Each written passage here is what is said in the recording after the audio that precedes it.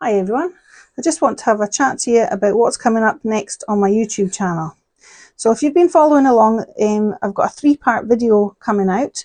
So the first video I shared how I mix my colours. I used these as a base and then I mixed the colours, and a lot of you said you really enjoyed watching how I got these colours and mixed them on my palette.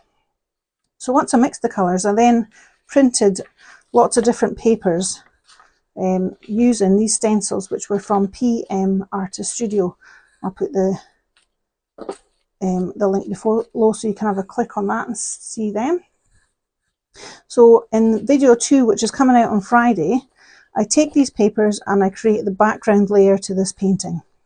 So I'll be walking you through step by step how I created this finished painting. So there's quite a lot of elements to it, so I had to break it into 3 parts.